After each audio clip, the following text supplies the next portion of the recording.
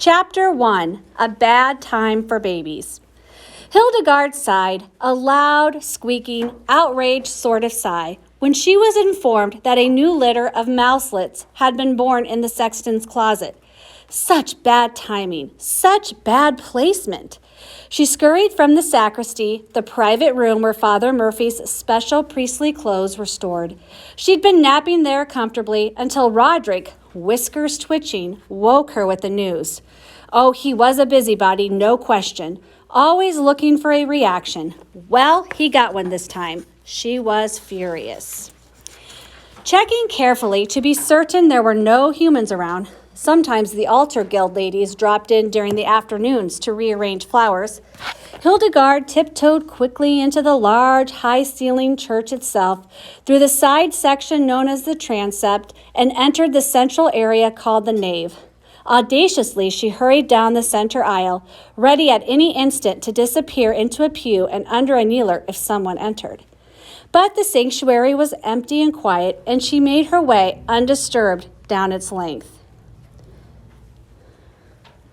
Next, she found herself in the narthex.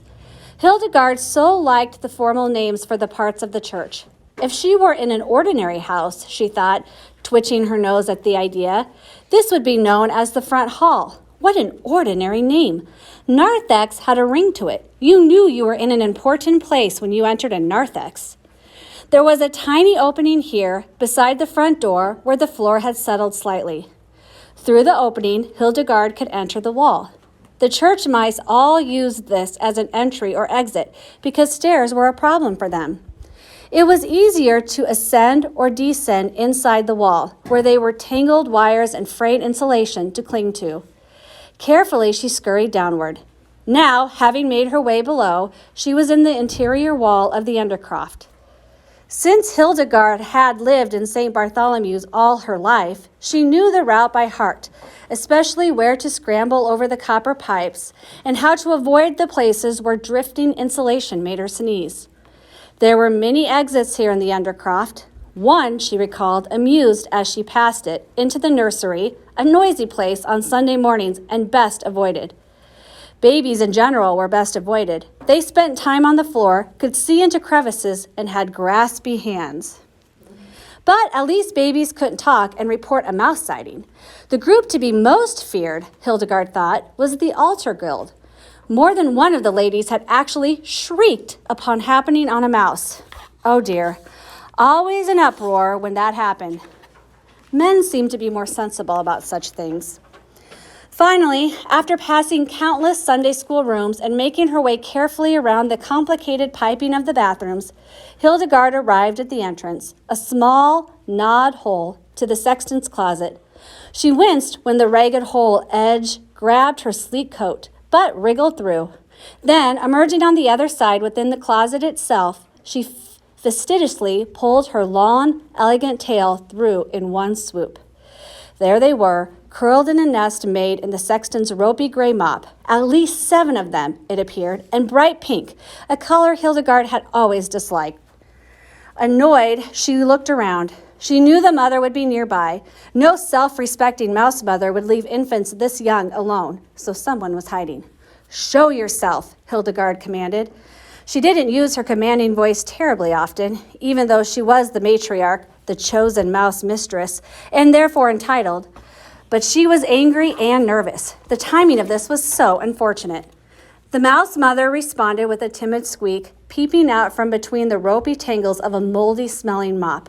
"I knew it would be you. I just knew it," Hildegard said. "Who told?" squeaked the mouse guiltily. She made her way over toward the litter, which was beginning to whimper and wiggle at the sound of her voice. She nudged them back into a tidy pile with her nose, and then lay down beside the babies, looking up at Hildegard. "I simply guessed. It was obvious," Hildegard said with a sniff. Of course, it was Roderick who had told her. "That irresponsible little Millicent has reproduced again," he announced in his arrogant, judgmental way, after he had poked Hildegard with his nose and completely ruined her afternoon nap. She peered down at the young mother. "How many litters does this make?" Millicent cringed in embarrassment. 4, she confessed. 4 this year or 4 overall? Hildegard gave an exasperated sniff. Oh, never mind. It doesn't matter. The point is, as mouse mistress, I am commanding you to stop this incessant reproduction. It's jeopardizing all of us, and particularly now. Do you realize it's late September? Millicent rearranged herself, and the mouselet squirmed against her.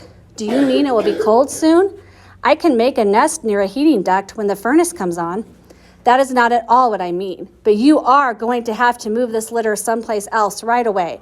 I don't think the sexton's here today, but he'll be in tomorrow, I'm sure.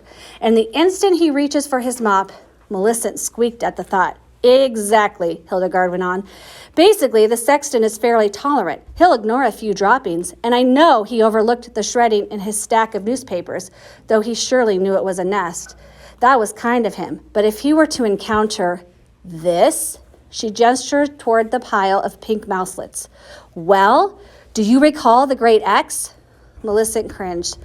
I've only heard about it, she said nervously. No, of course you don't remember. The last Great X was before you were born, but it was simply terrible. We lost half our population. I vowed not to let it happen again. No more haphazard, willy-nilly reproduction. Careful placement, no visibility. She looked meaningfully at the litter, sleeping now, curled in the stained mop. We've got to get you and these mouselets moved inside the wall right away. She considered the problem, then said, There's a perfectly good nest left empty after Zachariah's demise. She was silent for a moment, then crossed herself, murmured, Lord rest his soul, and continued, It's in the wall behind the men's room toilet. A little noisy, I'm afraid, because of flushing.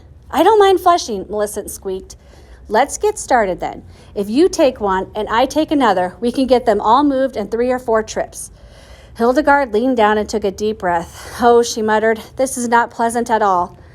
Then she grasped a mouselet by its neck and moved back through the hole into the wall, carrying it carefully, its miniature legs and tail dangling in a slightly wiggly way. Preparing to come after her, Millicent paused and said in a sulky voice, Lucretia thinks they're cute. Hildegard heard her, but didn't dignify the comment with a response.